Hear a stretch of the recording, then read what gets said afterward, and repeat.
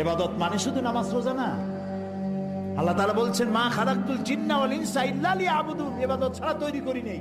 যদি নামাজ রোজা হজ যাকাতই শুধু ইবাদত হয়, তাহলে তো সব কাম কাজ ফালাইয়া মসজিদে বসে থাকা লাগবে। ইবাদতের ব্যাপক অর্থ রয়েছে, জানতে হবে, বুঝতে হবে ইবাদত কারে কয়।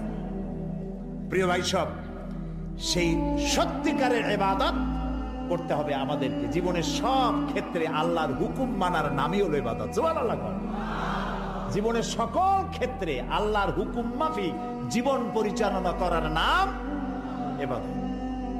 খাওয়ায়, পড়ায়, ওঠায়, বসায়, চলায়, রাজনীতি, অর্থনীতি, ইলেকশন, ভোট, নির্বাচন, সবটা ইসলাম ইসলাম।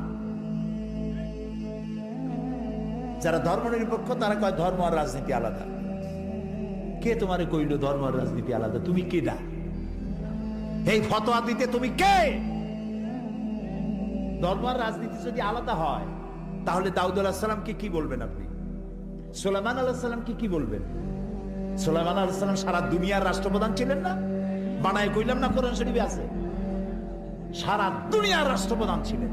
দাউদ আলাইহিস সালাম রাষ্ট্রপ্রধান ছিলেন, মুসা আলাইহিস সালাম রাষ্ট্রপ্রধান ছিলেন, ইউসুফ আলাইহিস সালাম প্রথমে মন্ত্রী ছিলেন, তারপর রাষ্ট্রপ্রধান ছিলেন। মুহাম্মদুর রাসূলুল্লাহ সাল্লাল্লাহু আলাইহি ওয়াসাল্লাম 12.5 লক্ষ বর্গ মাইল এলাকার প্রেসিডেন্ট ছিলেন, রাষ্ট্রপতি ছিলেন। ধর্ম আর রাজনীতি যারা আলাদা বলে তারা মুসলমান নয়, মুসলমান নয়, মুনাফিক, মুনাফিক, মুনাফিক।